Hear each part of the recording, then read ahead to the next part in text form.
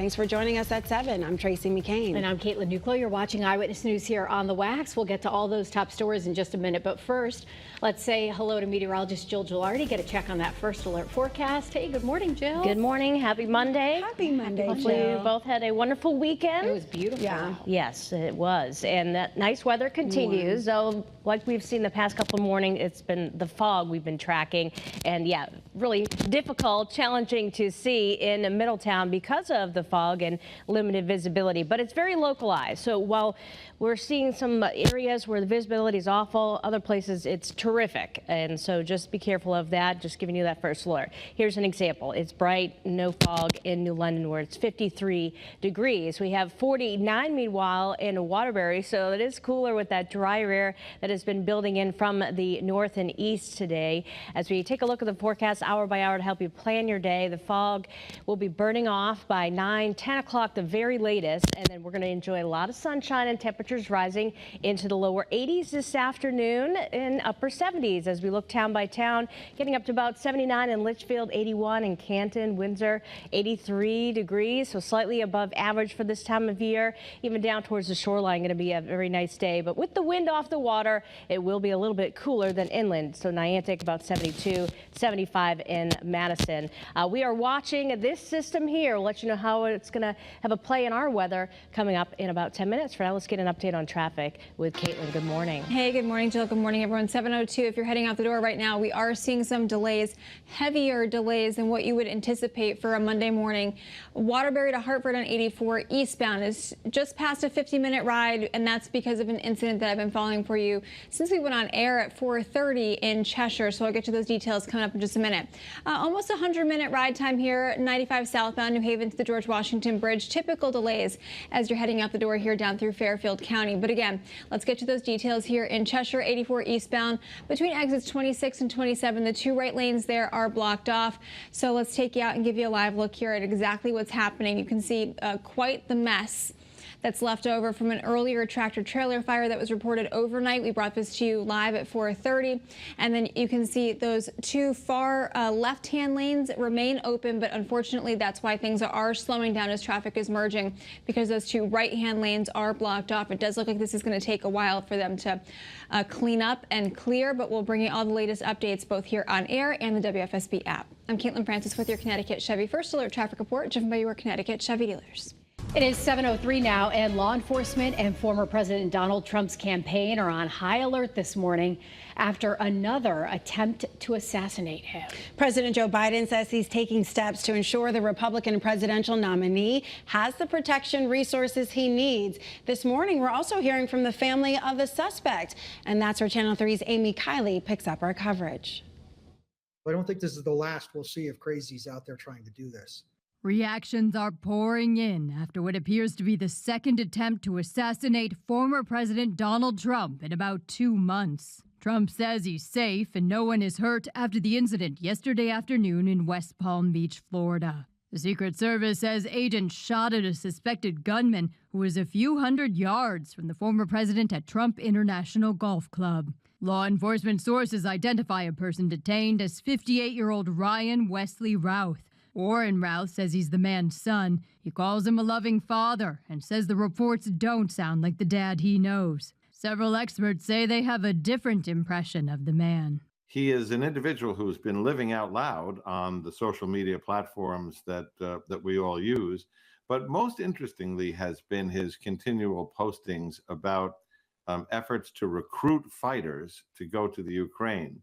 Arrest records suggest he has a history with firearms and law enforcement run-ins. I think on the scale of things, we're going to find him to probably be more sophisticated rather than not.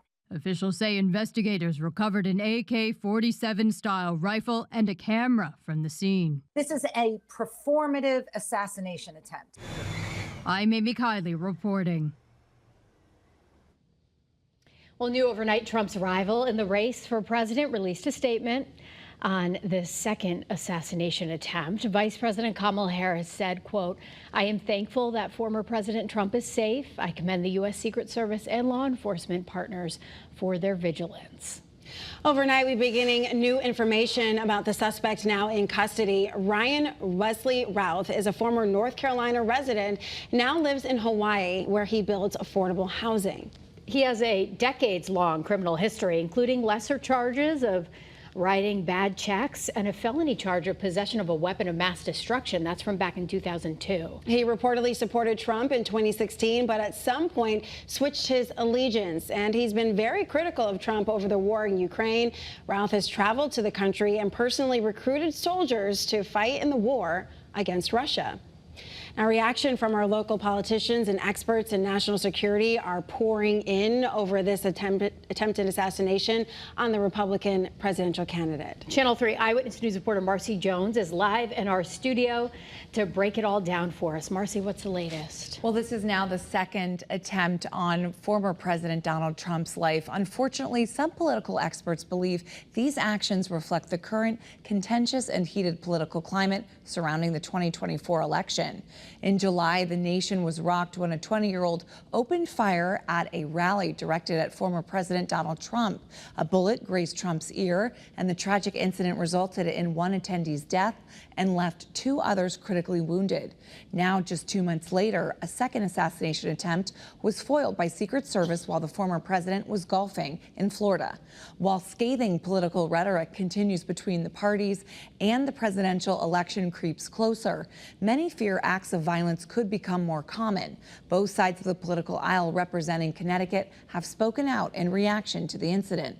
Connecticut Senate GOP released a statement saying in part, quote, "It is a relief to know that former President Trump is safe. This is yet another sad day for our country. This is yet another day which could have been far more tragic. We again thank God it wasn't. Violence has no place in politics." We are glad that Donald Trump is safe after gunshots were fired in his vicinity. AK-47 style rifles are weapons of war, and it is past time to enact sensible gun safety reforms. Now, that was a statement read in part by Connecticut Dems. In the studio, Marcy Jones, Channel 3 Eyewitness News. Well, Connecticut leaders in Washington have also released statements. Senator Blumenthal wrote, quote, "Like other Americans, I'm glad former President Trump is safe and grateful how law enforcement professionals' swift and effective action. Political violence is unacceptable and it has no place in America." Senator Chris Murphy also weighing here, saying there should be no room for political violence or threats of political violence in this nation. He said, "I am grateful to the Secret Service for their work to apprehend the individual and relieved the former president is okay and no one was harmed." Some breaking news overnight here. Tito Jackson, one of the brothers that made up the Jackson Five, has died at the age of 70. Jackson's sons announced his death on social media late last night, saying they are shocked, saddened, and heartbroken. The Jackson Five included brothers Jackie, Tito, Jermaine, Marlon, and Michael. The family group produced several chart-topping hits in the 70s, including ABC and I Want You Back. His cause of death has not been released. Well, this morning, we're working to get an update on the condition of a man who was shot in Hartford over the weekend. Police were called to Garden Street late Saturday night. Officers found a man in his 30s who had been shot. He was rushed to the hospital with serious injuries and at last check is listed as critical. Police are asking anyone who may have information helpful to this investigation to give them a call. Staying in Hartford, police are cracking down on illegal ATVs and dirt bikes. On Saturday, officers conducted an operation focused on getting these vehicles off the streets. In total, 9 people were arrested, one person facing illegal drug charges. We're told 5 rides were seized as part of this citywide bust. And new this morning, a man accused of leading officers on a high-speed chase with a massive amount of drugs in his car is set to appear in court. Police say Zachary Whitehead sped away from officers on Route 2 in Glastonbury early Friday morning and hit a cruiser to try to avoid being boxed in, but ended up disabling his own car. Inside, police say they found hundreds of grams of drugs, including mushrooms, oxycodone, heroin, fentanyl, and crystal meth. He's facing a long list of charges and is sitting in jail right now on a $250,000 bond. A man accused of posing as a Microsoft employee to try and scam someone out of thousands of dollars is also set to face a judge today. Police tell us Zhaozhu Lin nearly fooled a person in Thomaston into giving him $18,000 to fix their hacked computer. A family member called police after learning what happened. Police say Lin was arrested while trying to pick up a package from the victim's home. And good morning, everyone. It is 7:10. We've been tracking a little fog out there this morning. It's been very localized. It is a pretty view, though. You can't, not admit from Hartford, but not fun to drive through. So just giving you that first alert, you may encounter some limited visibility this morning. It's 53 degrees. It's refreshing outside. Where we're seeing some of the worst visibility, Hartford southward into parts of New Haven County. So it is patchy in nature. Temperatures are on the cooler than normal side, upper 40s. Low 50s generally. And so for the kiddos heading out to the bus stop, while they might need the light jacket this morning, they won't need it this afternoon with highs around 80 inland and lower 70s along the shoreline. We're going to be watching a potential tropical system. More on that coming up a little bit later. All right, Jill, thank you. New this morning, oral arguments are set to take place in TikTok's challenge against a law banning the massively popular app or forcing its owner, ByteDance, to sell. Congress passed that law earlier this year after lawmakers raised concerns about how the Chinese company was handling U.S. user data. TikTok says the law is at odds with the Constitution's commitment to both free speech and individual liberty.